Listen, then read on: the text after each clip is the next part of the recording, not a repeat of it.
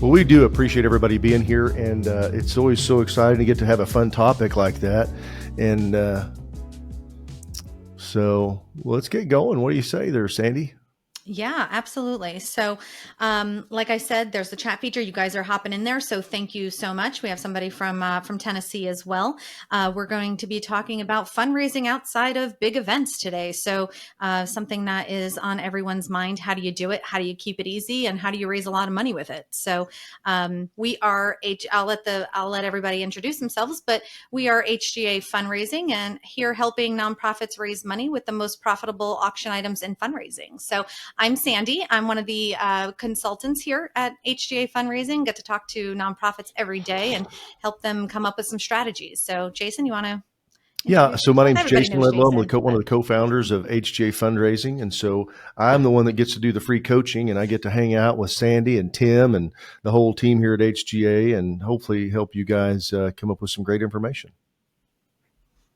Yeah, Tim Monahan, Director of National Partnerships here at HGA, and super excited to talk about this topic and pop-up fundraisers and fundraisers that can be really effective for you outside of just your standard banquet or gala, and a lot of the other in-person options that are out there. I'm going to give a little clarity on why we think we're able to speak about this stuff. I've been doing charity auctions and fundraising for over 30 years. Sandy spent 18 years working in the nonprofit industry directly, raising money, doing these exact events that we're talking about. And Tim has well over a decade doing this as well. So we've all been doing this for a while. And the beauty that we get is we get to see information from all over the country. So you can't see my hands because the box is kind of small, but I'm saying all over the country that we get to see all this stuff happening and the things that work and the things that don't. And this is a topic that came up. We've been seeing people raise a lot of money with this. Tim and I were laughing. We were talking about this the other day before this topic, even when we were talking about topics before we came up with this topic for this webinar specifically. We were talking about one of our clients up in, is he in Montana? Idaho. He's in Idaho. And he was talking about, he did a pop-up fundraiser on Facebook, raised about $3,000 in 4 hours. Mm-hmm. Incredible. And we were like, so we kind of started looking around, putting our heads together, talking about different people that we know around the country have been doing this. We're like, let's talk about this, because this is the time of year when it's the slow season, obviously, because we've gone through the spring or, fall season or spring season. Now we're coming into fall season. But what can you do? And we're seeing some people around the country raise a lot of money for their mission by doing these things. Mm-hmm. So that's kind of where it came up. Mm-hmm. Yeah. And I think even to add to that, he did the one that you discussed and raised that much in 4 hours. And then just last week, he did another one, same client, and he did a different trip, and he raised $5,000 in 3 days. Still on Facebook, still same kind of method. So it's absolutely effective, and it's something that you can do without a lot of effort, and you can do it without a committee, without a ton of volunteers, and you can stand it up in literally minutes to make that much money. And so, that's amazing. We talked about Facebook. So what are some other types of pop-up fundraisers that we can share, just to throw out some ideas, spaghetti on the wall kind of thing? Mm-hmm. For me, it's any of these online raffles, or online auctions. It's some of these really quick things you can do online. Two of the most effective that I've seen is the online raffles, where you're selling a limited amount of tickets, and you're inducing that, I don't want to say gambling mindset, but the people where people want to play the odds, where I can get a $3,000 experience for $50 or $100, whatever that may be, whatever you decide to do. And then online auctions are another big one, that can be stood up with very little effort, in a lot of different formats, are the two big ones that I've had a lot of experience with and seen a lot of success with. Mm-hmm. Tim, do you think it's that a lot of times that this is for, I think sometimes we confuse who the audience is that we're trying to get to participate in these. Do you think it is more driven to people that already know you, that are going to give you money, that have donated you, that have a relationship, and this is just another chance for them to be able to give you something and maybe get something in return? Or is this maybe something that's outside of that, where it's just like a general public offering? I think it's definitely a little bit of both. You're always going to get your following into this, but the opportunity that you have online is, just as you said, to reach outside of your standard audience, especially those that come to your event, where there's often in every organization's, whether it be donors, members, whatever that looks like, there's always these two categories, right? Where you have your people that want to come to events and they want to be in-person events, and then you have the other people that want to give in different ways. And you're not necessarily touching your same group of members or donors by doing this, because you are getting it out to the world. It's online, right? Anybody can access it. What do they do if you do this on Facebook? Who do they share it to? Do they share it to their profile? And then you're hitting Right. countless people that you never know. If you get it shared 10 times, I mean, that could go out to literally thousands of people who have never heard about your organization. But you're giving them an opportunity to donate to your organization, and in return, they're getting something potentially if they win in one of these raffles or auctions, whatever that might be. So I think it's a little bit of both, but this creates, of all things that you can do, this creates more potential to reach people that you've never reached before. Yeah. That's a good point too, is the sharing Right. of it, right? If you do a little bit of groundwork, and we're trying to keep this simple, right? So, I mean, he stood that fundraiser in a couple of days, No. and within 4 hours, right? Yeah. So, but if you do even a couple of days beforehand, if you reach out, or even that day, reach out to your key volunteers, key donors, and just ask them, ask them to share it. Ask them to share it out, and you can exponentially increase your audience. Yeah. Good point, Tim. Well, one of the things that I thought was fascinating about, I did a little R&D on the end just to see kind of what the potential was through some of our clients that we work with. I made some phone calls and just kind of asked them what the numbers were. One of the things that I thought was the most fascinating about this, Tim, was that you said, whenever you were running the national nonprofit that you worked at, only 30% of the donors attended events. Yeah. And depending on, it might even be high at 30%, depending on the work.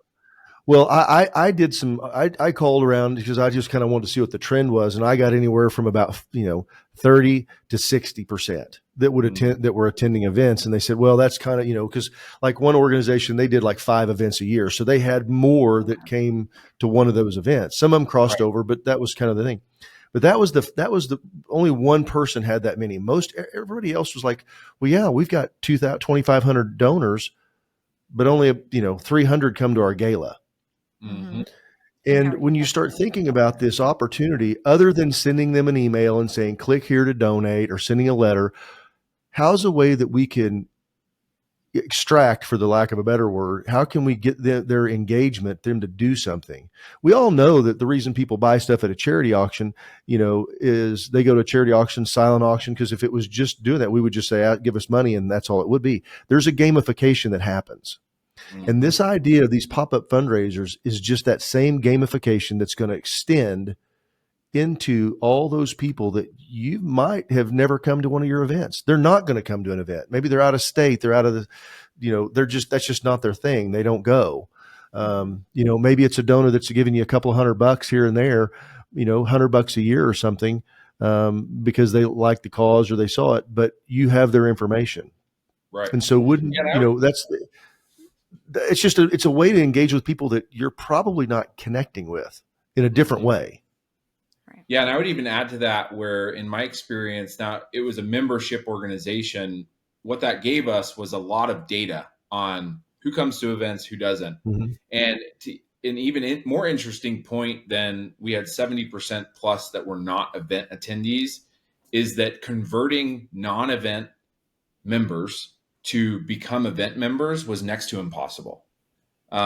Where if people don't want to attend events, they're not going to attend events. So it's on us as fundraisers to give them a way to support in a way that they want to support. So meet them where they are. And it also, doing something like this diversifies your opportunity for engagement, right? So if you're only sending emails and asking for donations, how many times are you doing that? If you're doing the same things, it can get stale, as we know. It's just like an event. Events can get stale if you do the same thing year after year. And give them more opportunities to give in different ways and diversify your approach and opportunities for engagement. And this is just a really great way to do that. And it's fun. And somebody can win a vacation to the Caribbean or Costa Rica or whatever it may be. And they can win it for $100, right? So you're inducing that odds and that gamesmanship, like you said, Jason, where it just creates a really cool opportunity for your folks. Well, and we're talking about trips and experiences because that's what we do. So it's just, that's kind of a natural extension of that. But let me give you something, and we did a webinar on this several years ago where it was opportunistic fundraising. We kind of said the same thing. So let's say somebody comes up and they go, hey, look, I've got this really awesome, I've only got a short period of time I can do this. It's going to be a certain amount of time, but I'd like to donate this. And you're like, well, our gala is not until next year. And they're like, well, no, I'm going to offer this for, October. For the first week of October, I've got a house and it's in Cabo and I'll give you a week because I can't go if you can go raise some money with it. And you go, well, our fundraiser, and a lot of times people will go, well, yeah, we just don't have anything we can do it. This is a perfect opportunity to take that, create a pop-up fundraiser with it, go raise thousands of dollars. Literally, you could do that with, and of money that you would never get an opportunity to get, because there's going to be people that are in your database, in your deal, that are going, yeah, we'd love to go. We would like to do that. And it's been given to you. And so it could be a lot of different things. Right. If you think and about it, there's just a neat opportunity that you can use this for. For organizations that have peer-to-peer events like big walkathons or races or that type of thing, that is peer-to-peer giving. And so, you have a list of maybe a couple thousand donors that come in through those types of events, but they're only giving because they know someone. They know someone who's doing the race. They know someone who's doing the walk. And so they're giving to that person. This is a great opportunity for them to engage outside of that relationship. Because they're like, oh, I remember I gave to that organization for Cindy. And oh, look, here's another opportunity for me to give because I love Cindy and I love why she's doing this. So, or I support why she's doing this. So yeah, that's also a great way to just get in those again. I read something on LinkedIn this morning, and somebody posted, they said, just because somebody gives to your organization one time does not mean that you have a relationship with them. Right. A one-time donor, you don't have a relationship. And it's just the beginning. It's the introduction. And this is a great way to increase those relationships. Now, does that mean that somebody comes and buys a ticket to a raffle that you're doing online on Facebook, that means they're going to come and be a $10,000 donor? Maybe not. It doesn't. But I can guarantee you, if you don't have these kind of things where you can increase the relationship, the answer is no, just out of default. But you may have the opportunity to do that, to start that relationship. And it's just a fun way to do it, to get out there. Now, Tim, you had mentioned the same guy we were talking about. He does like 2 of these on Facebook was it 2 a month? If not more, depending on the season. They are very consistent with and they built a following, right? So over time, and at first you might not have this big following of engagement in these raffles, but if you consistently do that over time, you're going to gain that following. So what they do is they literally have a online group within their following for these raffles, and they'll do 1 a month, 2 a month, sometimes 4 a month. It depends on what they're seeing and what the success is in the time of year. But you can't oversaturate this, right? And you can diversify what the prizes are and what you're doing, and mix up the raffle and mix up the odds. Or maybe one raffle you're selling 50 tickets, another one you're selling 15. I like that. To really jack up the odds, where people feel like, wow, okay, yeah, I can give $200, but I have a really good chance of winning something and doing something that's worth way more than $200. And you'll get this following where, again, it goes back to that event versus non-event kind of the member or donor, where your non-event donors and even some of your event donors will continuously do this, because let's face it, like the lotto is successful for a reason. People like to spend a little to potentially win a lot.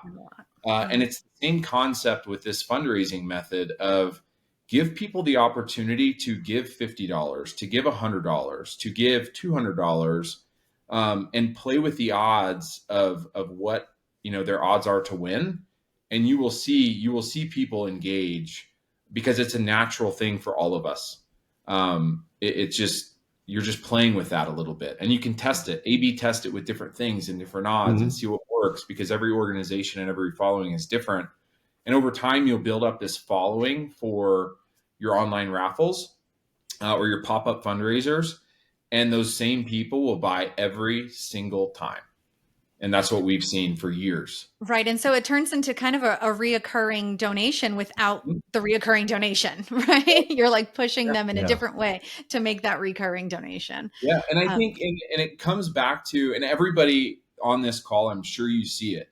You'll have people who want to donate and give just to give. And then you have that subset of your donors. They want to give something, but they want something in return. And again, meet those people where they're at. Don't try and force them into a box that's just not who they are. Don't try and, put a square peg in a round hole, right? Meet them where they are. And if they are the type of donor that wants to give to you, but get something in return, or get a chance of something in return, let's do it. Mm-hmm. I want to make a comment on that. One of the things it's like you said, put people in a box. And I've seen this, especially there's a trend here over the last 4 or 5 years where this whole thing of, we don't do an auction. We don't do a silent auction. We don't do any of this stuff. We just do a fund to need, a power, or there's people out consulting who are saying a powerful fund to need is all you need to do. And you're going to raise more money and you're going to do it. Well, we're finding out that's not true. It's absolutely not true. That, it did maybe as during COVID, or maybe there was something you're able to do a certain specific thing for certain fundraisers, but we're seeing that as a great, because people like the gamification. Mm-hmm. There's you said that we're appealing to that human nature of, I get a chance to win something. Right. No different than when people go to bid on stuff at the live auction, or they buy something at a silent auction. Well, they could buy it on Amazon, but they came there to do it. It's there, this is the same kind of thing. You get a chance to win something that you potentially couldn't. So We've been talking about the whys. Okay. So I'll let you guys really talk about the nuts and bolts. So we're ready to go. We want to do one. What's my first step? Get your target list together, right? Make sure you have that. That's where I would start. Let's not even talk about the type of event. Do you have a list that you can start with? Do you have a 5,000 person? Do you have 100 people? Right. Who do you have on your list? Get everybody on there, because you need to be able to promote. Once you figure out what it is that you're doing, you need to have that. But that's where I would start. Tim, what about you? Yeah, same thing. You have to have the data to be able to send this out. Because the beauty of this, and for it to work, again, keep it simple, keep it low effort. And if you don't have that database, that's okay. You can start building it. And you can build it really fast, because you don't need necessarily a lot of people in your quote unquote database to make this successful.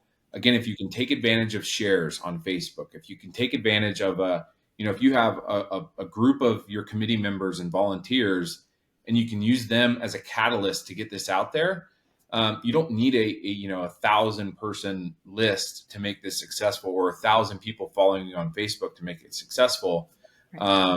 Because you can take advantage of that share. And again, it's just asking people, like you said, Sandy, make the ask to share. So I definitely think that's the first step. And if you don't have the database, or you don't have the Facebook following, start now in building that, and invite people to it, and make it engaging, and make it a group that somebody wants to be a part of. And they'll want to be a part of it if you're giving really cool stuff away all the time. And it's just a way you can, again, if you have one event a year, 2 events a year, 5 events a year, this is an opportunity to have 12 events a year. plus your in-person events. And we're not talking about a heavy lift, because I promise, I know Right. there are some people out here going to listen to this, whether you're listening now on YouTube or you're watching this in the recording, and you're going to sit here and go, whoa, whoa, whoa. I just got through doing one event. I've got another one coming up. You're Right. talking about a lot of work. Talk about just to get through that part of it. How much time do you think this takes to put this together? To actually set up a Soup to raffle nuts. Start literally. Okay, you said first step, I'm going to start my list. How fast do you think you could turn one of these up? If you have your list, so you start your list and you do that, literally minutes. So if we're talking a Facebook pop-up raffle, minutes. Okay. Whether it's merchandise you have left over, or whether it's, an HGA fundraising trip or experience, pull the information, put it up, and it can take minutes to set it up. So okay, go ahead, Alicia, please, Sandy. Go ahead. Oh, sorry. Go ahead. I'll go ahead. So, Alicia asked about specific regulations for states, and I live in New Jersey, so it's one of the just strictest set of laws here for raffles. And so, one of the things you can do, and Tim, I'll let you chime in here, but one of the things you can do is run it as a sweepstakes, because that's federally regulated, and that's a whole different ballgame. So you're not, you don't need that state license or permit, and so.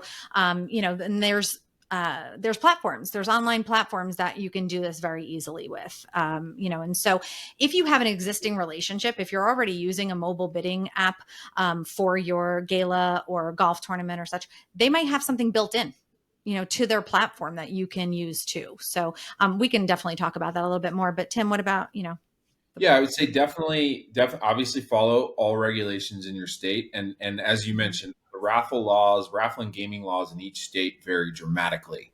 And if you don't have that raffle license, the sweepstakes route is definitely a way you can go. The important thing to realize whenever you are playing with the sweepstakes route is, if someone asks, you have to give them an entry for free, because that donation is optional, right? Right. Which doesn't really, in my experience, I've run a lot of sweepstakes. It does not inhibit people from donating. It just doesn't. And you'll get, 1-2 people asking for a free entry. But 95% of people will donate every time. The sweepstakes piece is definitely a great option if you don't have that raffle license. Especially if you give them additional entries for higher donations. Yep. So that's yeah. And just to give everybody an example, Tim, when you say, like, somebody says, well, you have to give them by free, but it's like, okay, you have to print this document out. It has to be this size. You have to cut this piece of it, put it in one envelope. It's one entry per envelope. It has to be mailed to this place by the date, such and such, so and so. Yes. Very, very specific. It's not where they can just go click and exactly scam the system. And Sandy, like you said, these sweepstakes softwares will have that built in. You have to give them an option, but that option can be, write all this stuff down and fill these boxes out manually and mail it to me for the free one, or then make a donation and get 15 entries for a $50 donation, or do that online in 3 seconds. So you can definitely make it. You can take all the barriers off of the people that are donating, and do it that way. Well, let's just go through this though. Let's just say that you live in a state that you can do this, and you can take advantage of just doing an online raffle, and you're going to do this really quick and simple. Do we have to have auction software specifically for this? Absolutely not. As long as you can take a payment, you don't have to have any software. If you can take a payment online, and that's definitely the way you want to make this easy, right? So that you can take a credit card online, but you absolutely don't have to have auction software. I don't have to have some complicated system to make this happen. Post it on Facebook, have a link to go pay, and you're done. And then you just take those people, just take a ticket and put their name on it, drop it in a hat, and draw it out. You can do it a lot of different ways. I've seen people do lives, so Facebook Live. Where they'll actually draw a physical ticket. There's a lot of cool softwares out there that are free. It's the spin the wheel thing, where you can actually show, hey, everybody's name is on this wheel. We're spinning it. Whatever it lands on, that's the winner. But I think you make a good point, Jason, where make it an event. where you I think sort so. this out. Okay, now do a live, or make it some sort of event where we're drawing, because that is a hesitation that some people will have. They'll be like, well, if I buy into this, how am I getting drawn, and how do I know it's fair, and how do I know it's truly random? We'll Mm-hmm. do that live and show them. And then you'll get people on there live, and it's another opportunity to engage with them. And it just creates this really cool Excitement. excitement level to it, which is just a whole nother piece to this. That, again, our goal is to engage with our donors and our members and our followers. And this is creating new opportunities to do that if you're not doing it already. I do want to mention, I think it goes without saying, if you're using an auction software now, more than likely this feature's built in and you can do multiple events throughout the year. And this is something that you can do on this. And literally, we work with a lot of partners around for different things. And they're like, yeah, it used to be where you could do 10 events, 5 events. If you said, look, hey, I want to do an online raffle, one a month for the next 12 months, and they'd go, yeah, sure. Because it doesn't cost them anything. They're not trying to, and you're running the processing through their system. They're going to deposit the money in your account. It's bing, bang, boom. It's done. And they've got all these really cool tools. So if you have somebody like that, I would suggest just talking to them through it. And to do it, you could stand these up really fast. Mm-hmm. Now, I want to ask a question, because we kind of touched on this, but I want to come back to it. If I'm sitting here listening to this and somebody said, well, Sandy said, well, you got 5,000 people. What if I don't have 5,000? And I know you mentioned 100, but kind of where's the number where I kind of need to be before I would go out and do something like this? Tim, you have thoughts? Because I know that your crowds have been, or in your examples, they have been much smaller than the 5,000. I mean, we've seen this be successful with anywhere in that 200, even 100. If you have 100 engaging people, and it's hard to put a number on it because it depends on your engagement level, right? If you have a Facebook group with 300 really engaging people that are active, or even 100, you don't need a lot of people to do this. And again, it's capitalizing on the sharing ability. And your first one might not sell out in 3 hours, right? This is done by somebody who's been doing this for years. So they built that following. Right. But if it sells out in 3 hours or a week and a half, it's still not increasing your workload, right? To put this on. Mm-hmm. You're posting it, you're letting it do its thing, you're sharing it, you're having other people share it, and it might take a week to do. It might take a week and a half to sell out at whatever ticket number you're doing, but that's okay. Yeah. It's still a minimal effort. It takes one person, not a committee, to post it, let it do its thing, sells out, great, draw it, put it on, and you're done. So it varies, that number, for sure. Okay. Well, let's just say that I decide I'm going to try it. Okay. I'm going to go try this, and I've got a couple of hundred people I can send this to. Should I ask for an open invitation? Hey, we're raising $5,000. Can we do this? Or should I tie it to something and bring mission into it? How do I tie my mission to it? What I'm going to do this for? Yeah. I think that a great way to do that is during an awareness month.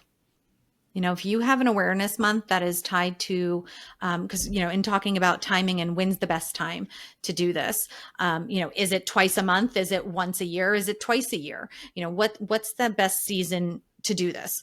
I love doing it during an awareness month, especially if you don't have an event going on. You might have smaller activities going on to really build awareness for your mission, but that's a really great time to do this. For the month of October, we are going to, hold, and you might want to run it the whole month, right? Start it October 1st, pick it on Halloween, let's just say, but do it that way. It's a great way to tie your mission. You can put so many mission statements out and just tie it to that and have people build awareness and raise money. We do this we always advise people whenever you're going to raise money, if you're raising money like for different things, whether it's underwriting, sponsorships, is always tie it to the impact.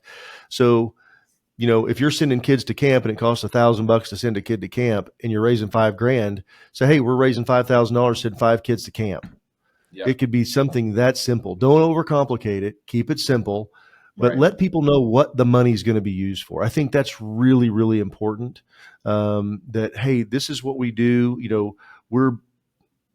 saving the library. Okay, this is what we're going to do, and this $5,000 helps us to do X. Whatever your cause may be, I think that there's a way that you can tie it into that, because people love to give to a mission, to something. They know that they did something specific. If it's just a big black hole cauldron of money going into it, it's not quite as intimate and thoughtful. But when you have that, so I just really encourage you to tie that piece of it to it. Figure out what your mission is. Say it's something simple, especially for your first one. I love Sandy's idea, if you've got an awareness month, but I would say, don't wait. Don't wait for this. There's so much opportunity. Let's talk about the economics. Okay. I'm going to use one of our products just as a simple deal. So I'm going to say our Caribbean trip, it's $14.95. So, let's just say $1,500. So you sell 100 tickets for $50. That's $5,000. Well, what if you did that 10 times a year? It's 35 grand net money.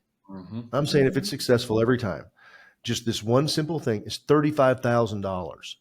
Well, if it costs $1,000 to send a kid to camp, that's 35 kids you're going to be able to send that you would not have been able to do. Right. You didn't have to have anybody show up. You didn't have to rent a venue. You didn't have to, send out invitations and get people to come and buy tickets and all the things. And you just put 35 grand bottom line right into your budget. What does that do for your organization? And I'm talking about the very low. This is simplicity. If you did it 10 times. Right. Now we all know, and Tim will tell you this, Tim, what's the most money that you've seen raised in one of these type events? I've seen like 100 grand raised. Yeah. So. For about a year, it's a lot for the one. In my experience, it was always these smaller, like pop raffles where it's, hey, buy 30 tickets. We're going to sell it out fast. And, you're going to make $1,500 and go on. But to your point, Jason, you can do this in a couple different ways. You never know what's going to happen. These days, anything can go viral. You never know what that's going to look like. And if you could always not cap your tickets. There's so many options to do this, and there's literally no wrong way to do it. And I think that's what's so key is that you can't,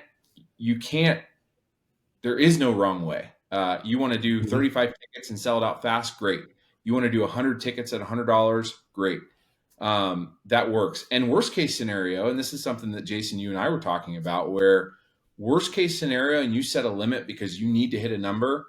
Let's take the Caribbean, for example, and you want to double your money and you're doing 30 tickets at $100.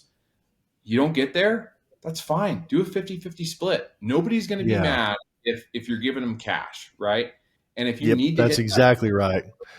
And you only simple. I'm glad you brought that up, because that's one of the things that I've found that people have been so scared. And I'm going to tell you a story, okay, of a failure, a massive failure that happened. I'm not going to tell you the state or anything else, but I know that happened. Some people went and they were going to do a raffle, and they were selling tickets for like $25 a piece, and they were selling a side-by-side, like an ATV. They raised about $4,500, and the thing cost 10 grand. They're in trouble, okay? Because they didn't do the caveat of if it has to sell this many tickets to qualify. Notice what I said, tickets to qualify. If it's under the number of tickets, it's a 50-50 raffle. You're going to get half the money. And that way you completely eliminate any risk at all. There is zero risk to you other than an hour or two a time. And I think that's where, because even there, let's say you sold 10 tickets for $100, you raised $1,000. Okay. You did it in a couple of hours and you raised $1,000. I mean, you raised $2,000, you gave $1,000 away to the person that won the prize. You're $1,000 ahead for a couple of hours. Now, is that where we want to see? No, we want to do better than that. And I think that you can, but as a very, we're in the nonprofit world. We got to be very conservative. There's no, we're not in the gambling business. We can't just go out and roll the dice and see what happens and hope that it works, because we've got to be thoughtful about what we're doing with our mission. So this is a really good way that you can put this out there with a limited number of resources. Cause I know I've never met a nonprofit that had too many resources. Have you ever met one, Sandy? No. If anybody here has too many resources, please message us. We would like to have you come on the webinar and tell us how you do it. But I've never found one. that said, we've got too many resources. So finite amount of resources.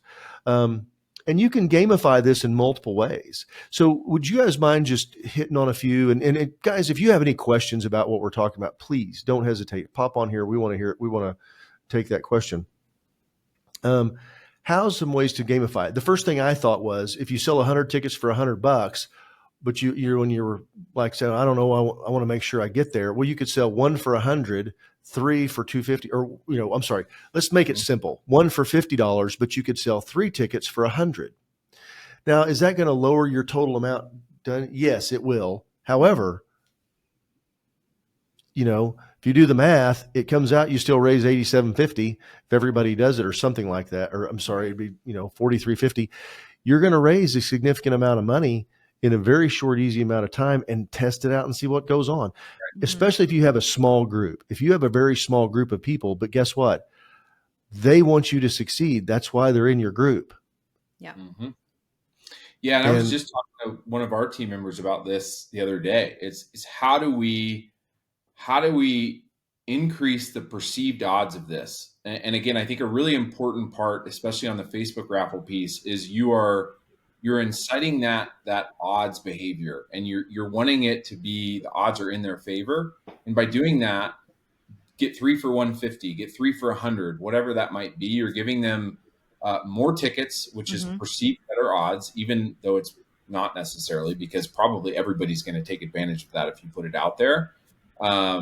It's still, and you're going to sell out faster, which is huge. Right. So, there just is no wrong way. Like it can seem daunting, but whenever you think about, okay, if it doesn't work, I can do a 50-50 and nobody's going to be mad at cash.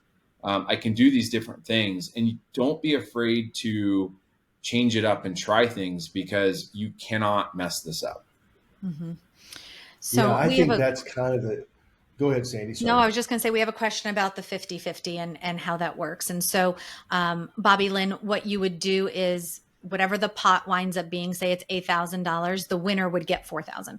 In most cases, they either donate the whole or donate at least part of that back to the organization. And in my experience, so that's kind of how that works.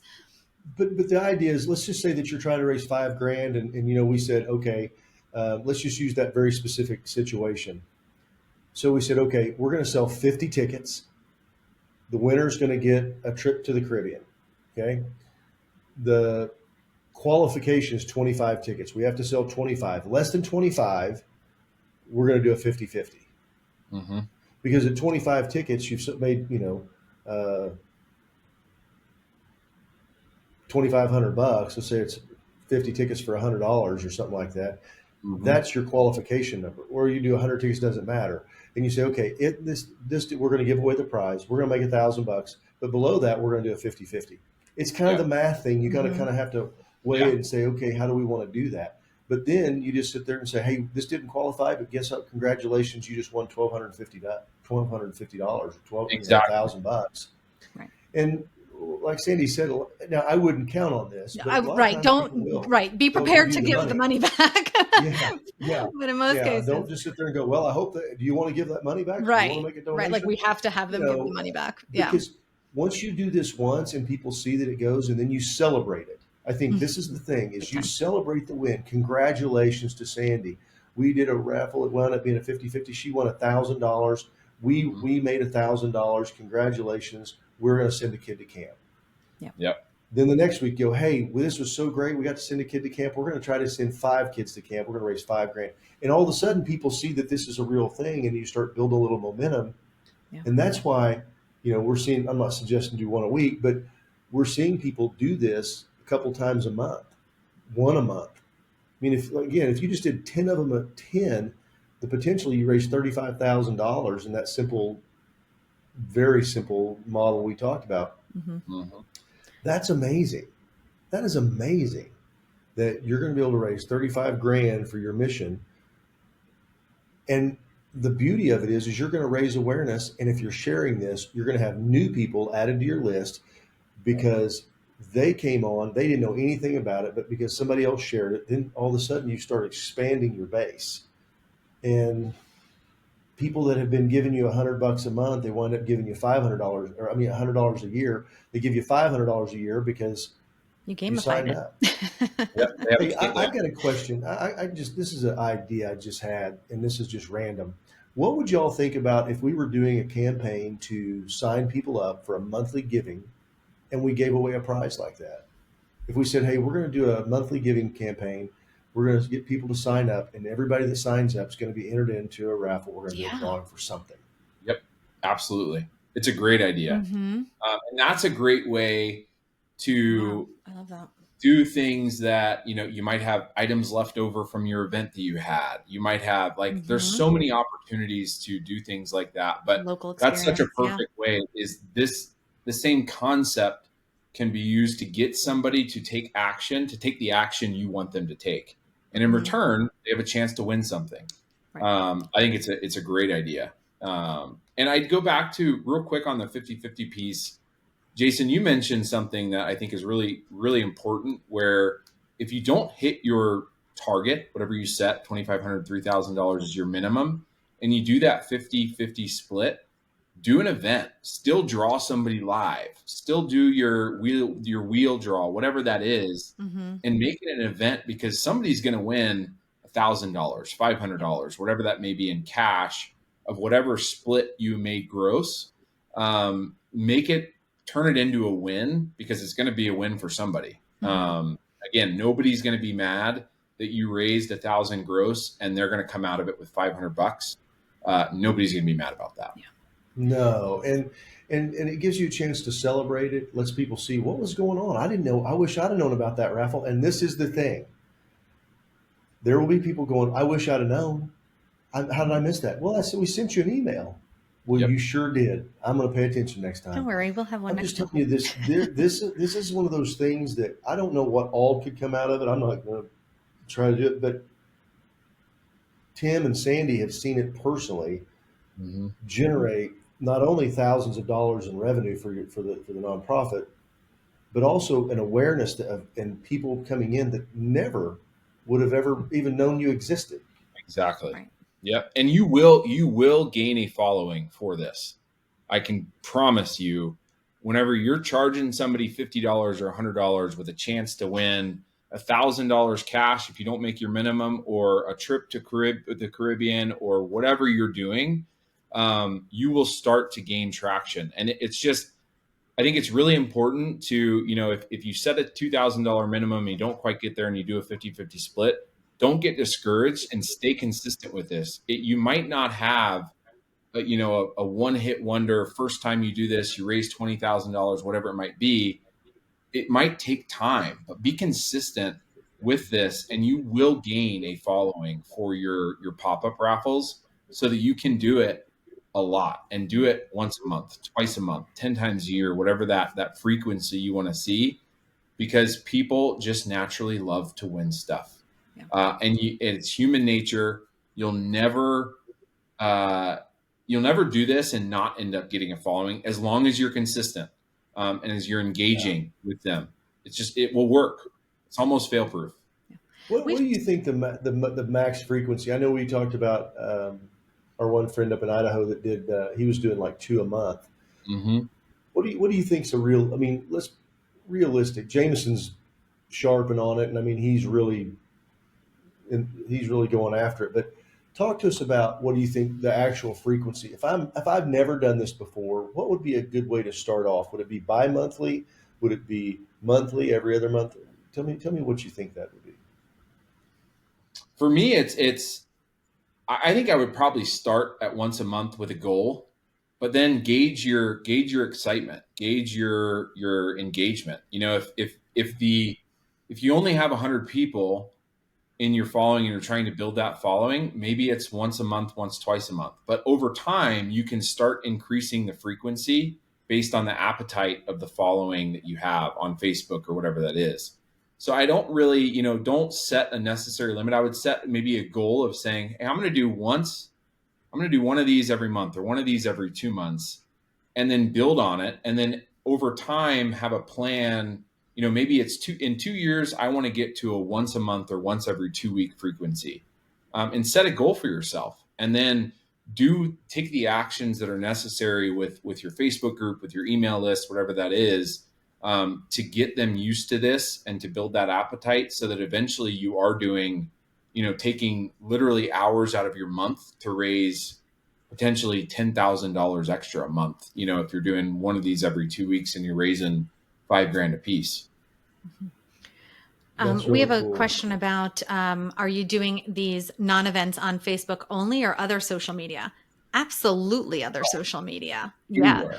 Yeah. I would say, and outside of a raffle, I mean, you could be doing all kinds of social media challenges and making it really fun. Remember ALS with the ice bucket challenge? They raised $15 million with that. And it was just something that went viral. And just because, not just because, but it was fun. So it caught attention. People who, were not engaged with ALS and their mission were involved. And so, it was a fun thing to do for a great mission, and it caught attention. It caught everyone's attention, and it went viral. So, One thing I want to say that's different about what we're talking about versus that was something that caught viral and it went crazy, but it never did repeat. right. This is True. something that is functionally repeatable every time. Mm-hmm. And I think Tim, you mentioned this, changing it up. Oop. Oh, we lost him. Sorry about that. Okay. I got excited and started shaking the table. So you can, as you're going through this and you're putting these together, I saw one. So there's an email list I'm on, and they send me this stuff, and it's pretty cool. I get all these things coming in, and same things. It's for a raffle, okay. And I got one the other day, and I'd bought a couple of them, $100 a pop, for a chance to win something. And I've done that a couple of times. And then they had one. It was like very limited. It was like, we've only got 25 of these for $500. Now I didn't do it, but the thing they said, I kind of watched it, and it was sold out in like an hour. It Oh, sold yeah. out faster than the ones with 100, for $100 or $50 or stuff like that. So don't be afraid to try some of that stuff, because as the odds go down, people start weighing that. Now, it was a cool gift. I mean, it was a really, it was a cool deal, because they're raising $7,500, and they're like, yeah, we're going to do this. And it was worth, I don't know, $3,000. Now, what, it wasn't that much. It was like $2,000. Yeah. And what it was. And so in just a few minutes, they raised $5,000. And I'm guessing that's about what it was. Right. Amazing, really, that they were able to do it that fast and changing it up, because people were not price sensitive. They gauged the price of the ticket, the price of the opportunity, and they just lowered down the number of chances. Right. And you'll see that. And I think that's really important to put, where if you're just starting in this, it's important for you to A/B test and play with the odds on this, right? Because as Jason mentioned, that as you bring down the opportunity, or bring down the number of tickets sold or number of chances, you're increasing the odds, exponentially. And I think, it's important to maybe start this with a higher odds, where maybe you're not going to go raise $10,000 with your first pop-up raffle, but you can sell 30 tickets at $100, have really good odds, and give away something like a Caribbean or something like that. You're doubling your money. You're also gauging this audience and the appetite, and then you're working your way up to, now, okay, we have a bigger prize or the same prize. Let's do 50 tickets at $100, or 100 tickets at $100, or 100 tickets at $50.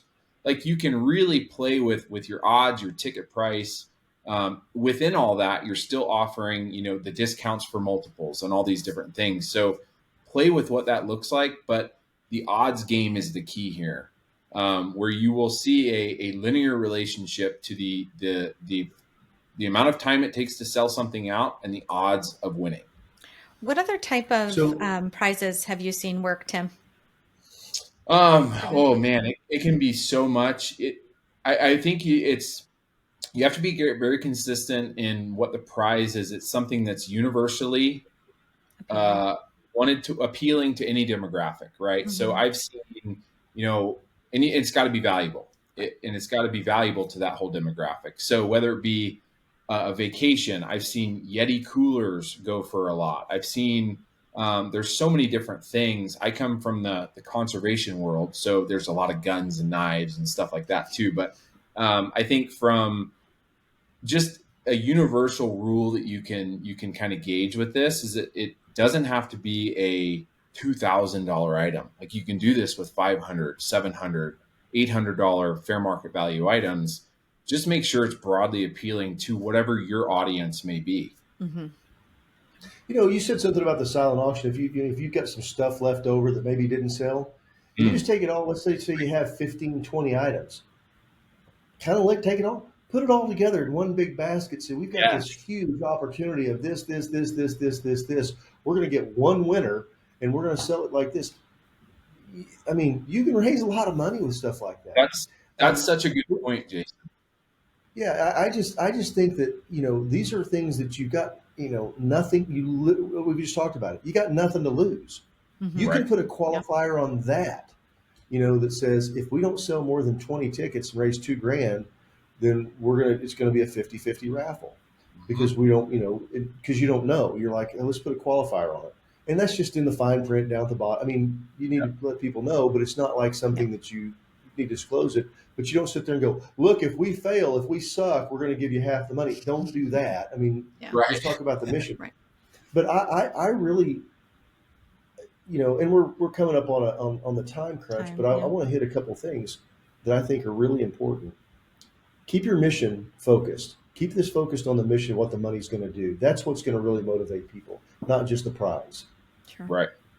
Don't be afraid to start, even if you don't have if all you have is 100 people. 3, I would say, build this on consistency and know that this is going to be a process over time. And even if you quote unquote don't have the qualifying, you just have to do it. Celebrate it, regardless. Let people know, because people will say, "Oh my gosh, I wish I'd have known. I missed out on that."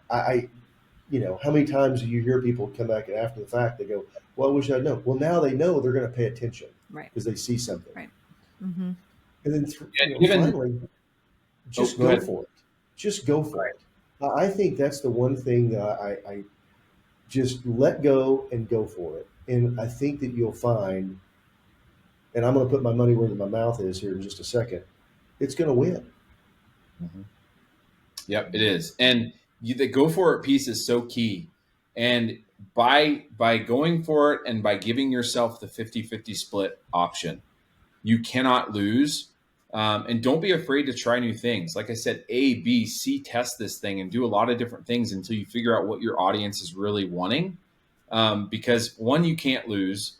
You can play with ticket prices. You can play with odds.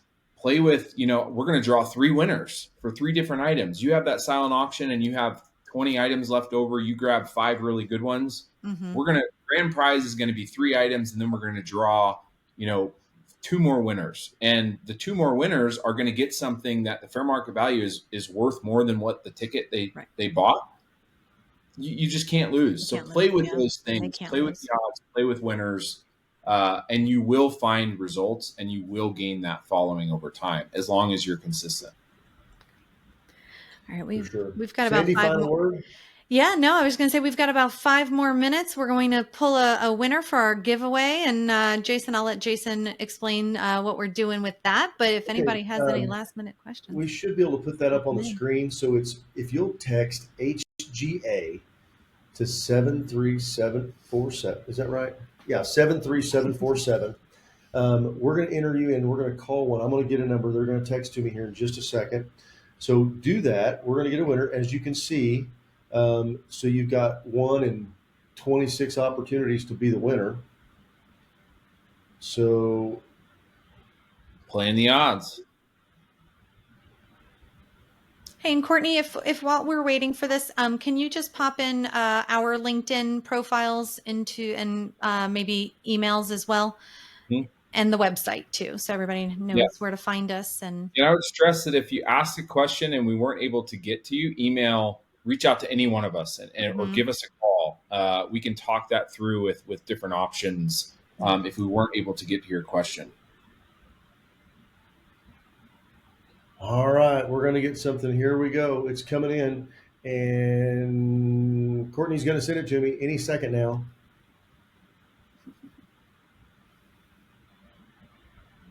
We need the music. That's right. Final Jeopardy. I got a number. Let me call it real quick.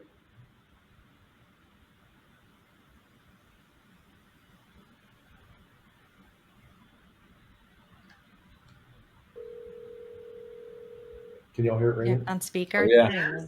Hi, who is this? This is Francesca from Chicago. Francesca Wow. from Chicago. Well, congratulations. You're the winner today. And I'll tell you what, thank you so much for being here and being a part of what we're doing. Francesca, what do you guys do? What's your mission? We are a National Historic Landmark building in the Southeast. And what used to be known as Millionaires Row during the Gilded Age. And of the 90 mansions up and down the street, only 7 remain. We are one of them. Fantastic. And so we're historic home. That's fantastic. Museum, yes. Well, fantastic. Well, thank you so much for being here. Okay, I'm going to hang up now, but I got your number, we got your name, and we'll reach out to you for the registration, and we'll get all this information to you, and I'll tell you what you want. Cool. All I'm right. excited to try these new. Okay. Well, you're going to love this because here's what it's going to be. All right. Thank you so much. Congrats. All right. Congratulations, friend. See there? You just show up at HTA and you're going to win. Get ready to put that on Facebook and all Here's your what other she social won. So what Right. we're going to do is you just won a fundraiser in a box. We're going to help you. We're going to donate a Caribbean all-inclusive. We're going to show you how it is. You're going to sell 50 tickets for $100. You're going to raise $5,000 for the historical home right there in Chicago. And so we're so excited to do that and to be a part of this.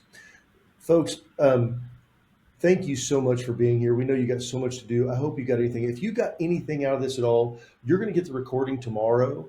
Will you please, or maybe it comes today, you'll get this tomorrow, will you please share this with somebody who could use this, hear this as well? Please go to, find us on LinkedIn, go connect us, HGA Fundraising, we're on LinkedIn, give us a like and a follow. We got some great information going on out there. Hey Nonprofits is our podcast. It's 7,000 downloads just last month. We just love having you be here. So thank you so much. Sandy, Tim, thank you guys. Thank you. Thank you all that attended. All right, everybody. Have a good one. Take care. Thanks all.